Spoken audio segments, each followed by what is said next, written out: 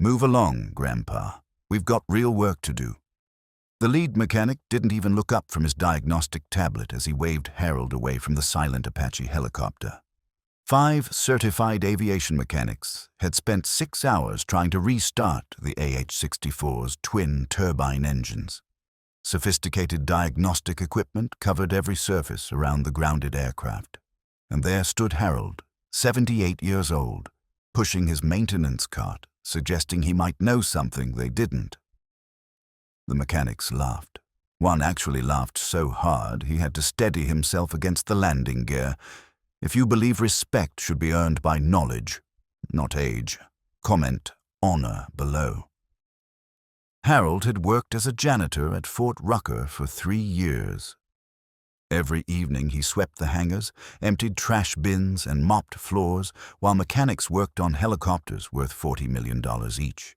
He wore the same faded blue work jacket every day, moved slowly with a slight limp, and rarely spoke to anyone. The younger mechanics barely noticed him. He was just the old guy who cleaned up after their shifts ended. Nobody asked about his background.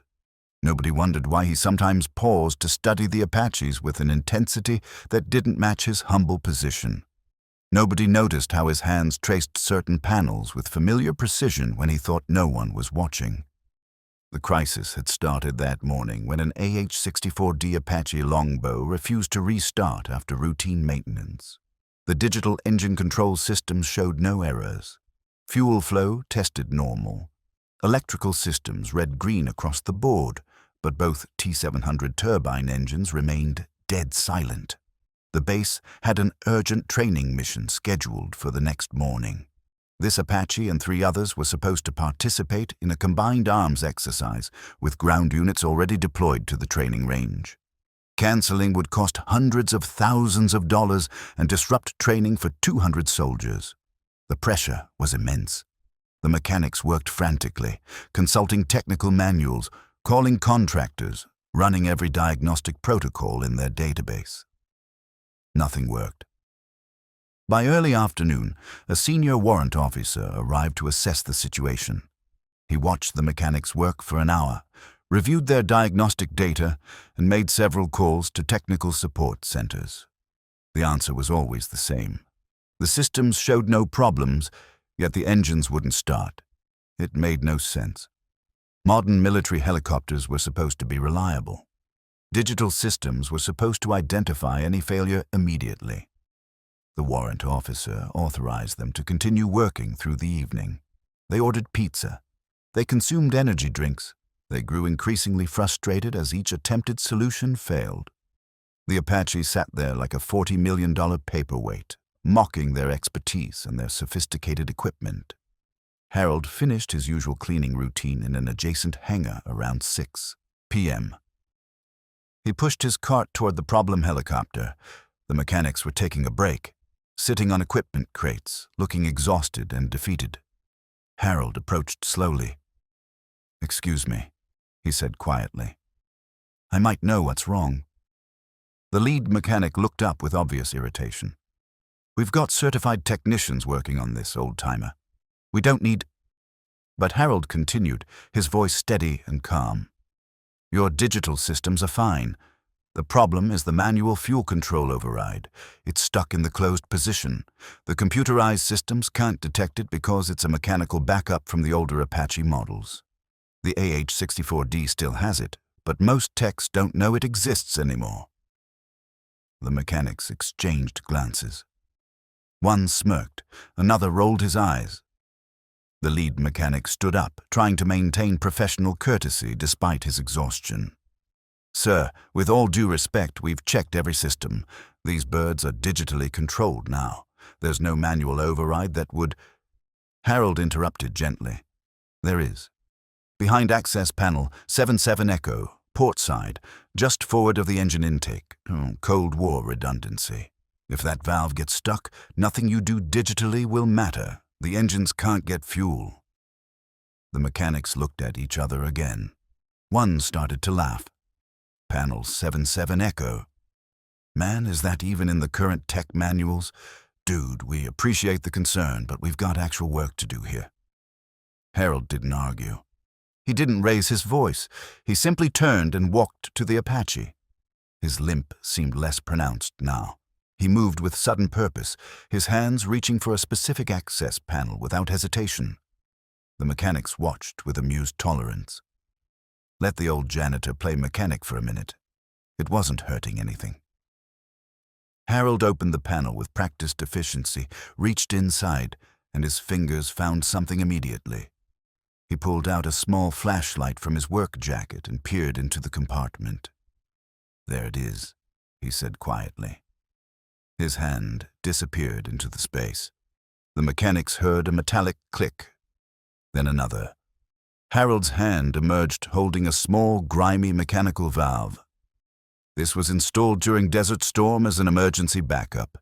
Gets stuck sometimes if the helicopter sits idle too long.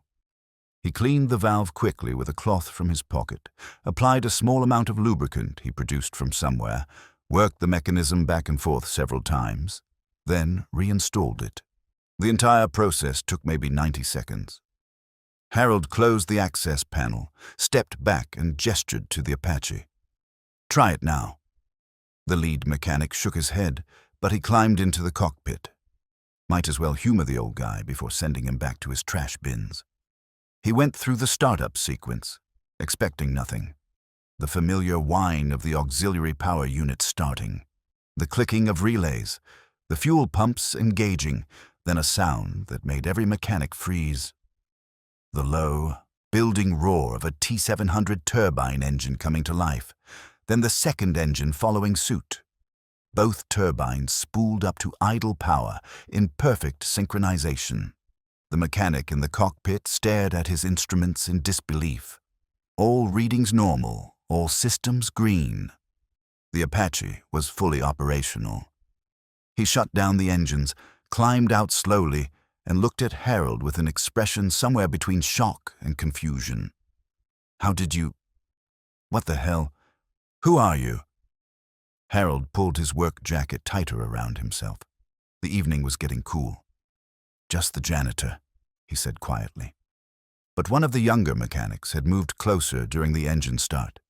He'd noticed something when Harold reached up to adjust his jacket collar. A patch on the inside lining, faded but still legible. The mechanic's voice came out barely above a whisper. "Sir, your jacket." Harold glanced down as if he'd forgotten about the patch. The younger mechanic read it aloud for the others. 1st Battalion, 227th Aviation Regiment, AH-64 Apache Crew Chief, Desert Storm, 1991. The silence that followed was profound. The lead mechanic found his voice first. You're an Apache crew chief." Harold nodded slowly. 22 years, trained on the AH-64A at Fort Rucker in 1986, right when they were brand new. Deployed to Saudi Arabia in 1990. Maintained Apaches through the entire Gulf War. Saw every problem these birds could have because back then they had a lot of problems. We learned every backup system, every manual override, every mechanical redundancy, because we couldn't always rely on the digital systems in the desert. Sand played hell with the electronics. The warrant officer had approached during this exchange. He'd heard the engine start from across the hangar and come to investigate. Now he stood there, processing what he was hearing. "Why are you working as a janitor?" he asked, his voice respectful now. Harold shrugged. Retired from the Army in 2008. Wife passed in 2019. Social Security doesn't go far. Needed something to do, somewhere to be. Applied for a maintenance position here 3 years ago, but they said I'd need recertification on all the new systems. Courses cost thousands of dollars. Janitor position was available. I just wanted to be around helicopters again. Didn't matter what I was doing as long as I could hear them, smell the hydraulic fluid and turbine exhaust. Reminds me of when I mattered. The last sentence hit every mechanic like a physical blow. Here was a man who'd maintained combat helicopters in a war zone, who possessed knowledge they'd nearly lost, who just solved in 90 seconds what they couldn't solve in 6 hours, and they'd laughed at him, dismissed him, treated him like he was invisible, like he knew nothing. The lead mechanic's face flushed with shame. "Sir, I'm sorry. We should have listened. We should have asked." Harold waved the apology away. "You didn't know. I'm just glad the old knowledge was still good. You boys should document that valve location in your maintenance logs. Digital systems are great until they can't see a mechanical problem. Always good to know the analog backups." The warrant officer pulled out his phone. "Harold, I'm calling the maintenance superintendent right now. We need to talk about getting you properly utilized here. That knowledge you have, it's too valuable to lose. We've got young mechanics who've never seen some of these older systems. The digital training is excellent, but there are gaps. We need someone who knows these aircraft at the mechanical level." Harold looked uncomfortable with the attention.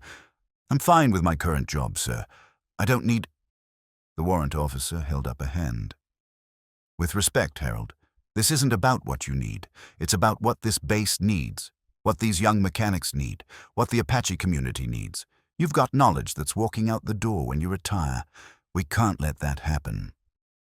Within a week, Harold's situation had changed dramatically. The base commander personally intervened. They created a new position, Aviation Maintenance Advisor. Harold would work with young mechanics, teaching them the older systems and manual overrides that weren't emphasized in modern digital training. They paid for his recertification courses. They gave him an office in the maintenance hangar. They issued him a proper uniform with his old rank and patches displayed. But Harold insisted on keeping his blue work jacket. "Earned this too," he explained. "Different kind of service, but still service." He wore it over his uniform like a badge of honor. The mechanics who'd laughed at him became his most dedicated students. The lead mechanic, whose name was Rodriguez, was especially committed to learning everything Harold could teach. "I keep thinking about what almost happened," Rodriguez admitted one day while they worked on a different Apache together. "We almost sent that bird to depot maintenance. Would have cost hundreds of thousands of dollars and months of downtime, all because we didn't know about a 50-cent valve. What else don't we know?" Harold smiled. "That's the right question. The Apache is a digital bird now, and that's mostly good, but it's built on decades of mechanical engineering. Every digital system has an analog backup somewhere. Know those backups, and you'll never be helpless when the computers fail." Harold taught them about fuel system redundancies from the Cold War era. He explained hydraulic workarounds developed during Desert Storm when supplies were scarce. He showed them how to diagnose problems by sound and smell when diagnostic equipment gave false readings. He shared tricks for working in extreme heat or cold, lessons learned from operating in environments that pushed helicopters to their limits. The younger mechanics absorbed everything. They recorded his lectures. They took detailed notes. They brought him problems that stumped them. And Harold almost always knew the answer, or at least knew where to look. His knowledge wasn't outdated. It was foundational. It was the deep understanding that came from years of hands-on experience with actual aircraft in actual combat conditions. 6 months after the initial incident, Fort Rucker hosted a major aviation maintenance conference. Harold was asked to present a session on mechanical backup systems in modern helicopters. He was terrified. "I'm not a public speaker," he protested. "I'm a wrench turner." Rodriguez and the other mechanics encouraged him. "Sir, there are crew chiefs and maintenance officers coming from bases all over the country. They need to hear this. How many other bases have lost this knowledge? How many Apaches are sitting broken right now because nobody knows about manual overrides?" Harold agreed reluctantly. His presentation was simple, direct, and packed with practical information. The room was standing room only. Maintenance personnel crowded the doorway. When he finished, he received a standing ovation. After the conference, other bases requested him for training visits. The Army Aviation Center of Excellence asked him to consult on updating maintenance training manuals. Boeing, the Apache manufacturer, invited him to review their technical documentation and suggest additions based on his field experience. Harold was overwhelmed. "I'm just a janitor who fixed one helicopter," he kept saying. But everyone else understood what he couldn't quite see. He represented a generation of maintainers who'd built the Apache program from nothing, who'd learned through trial and error in peacetime and wartime, whose knowledge was irreplaceable and nearly lost. Recognizing that knowledge, preserving it, and passing it to the next generation wasn't charity. It was operational necessity.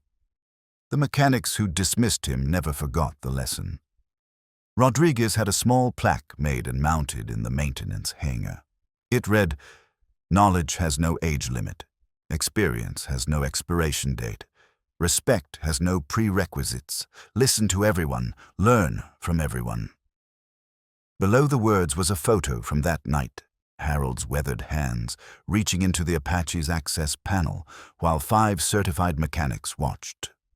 Rodriguez made sure every new mechanic who rotated through the hangar heard the story. Not to embarrass anyone, but to teach humility, to teach openness, to teach that wisdom can wear a janitor's jacket and walk with a limp and speak quietly and still be more valuable than any diagnostic equipment.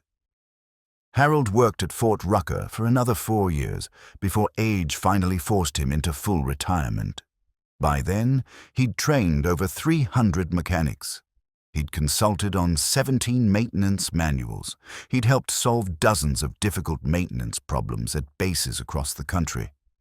When he finally cleaned out his office, the walls were covered with photos, thank you notes, and certificates of appreciation. The base held a retirement ceremony. A 2-star general attended. They presented Harold with a flag flown over Fort Rucker in his honor. Young mechanics, some crying, waited in line to shake his hand and thank him. Rodriguez gave a speech where he choked up describing that first night, the arrogance, the dismissal, and the lesson learned. Harold's final words at his retirement ceremony were simple. "I never needed recognition. I just needed to be useful. To know that what I learned in 22 years of service still mattered. You gave me that gift. You let an old janitor be a mechanic again. That's all I wanted." But it wasn't all he'd given them. He'd given them humility. He'd given them knowledge they would have lost. He'd given them a living reminder that expertise doesn't advertise itself, that wisdom doesn't demand attention, and that the person you dismiss today might be exactly the person you desperately need tomorrow. The Apache that Harold fixed that night remained in service. The mechanics affectionately called it Harold's Bird. They maintained it with special care, and on the fuselage, just below the cockpit, someone painted a small blue work jacket with the words, "Never assume," underneath. The story of the janitor who knew more than the mechanics spread throughout Army aviation. It became a teaching example in leadership courses. Commanders used it to illustrate the importance of recognizing and utilizing experience regardless of rank or position. New officers heard it as a warning about the cost of arrogance. Young enlisted personnel heard it as encouragement that their knowledge and experience had value. And somewhere in that story, in the image of an elderly man in a janitor's uniform saving the day while certified professionals stood helpless, was a lesson about respect that transcended the military. About not judging people by their current circumstances, about listening before dismissing, about recognizing that everyone you meet knows something you don't. If you believe that knowledge and experience deserve respect regardless of the uniform someone wears or the job they currently hold, subscribe to this channel. We share stories that remind us to look beyond appearances, to honor service in all its forms, and to never underestimate the quiet wisdom of those who've walked the path before us. Harold's story isn't just about fixing a helicopter. It's about fixing our tendency to judge, our quickness to dismiss, and our failure to recognize that the people we overlook might be exactly the people we need most. Share this story if you've ever been underestimated, or if you've learned the hard way not to underestimate others. Comment with your own experiences of being dismissed or discovering hidden expertise in unexpected places. These stories matter because they teach us to see each other differently, to listen more carefully and to respect more deeply.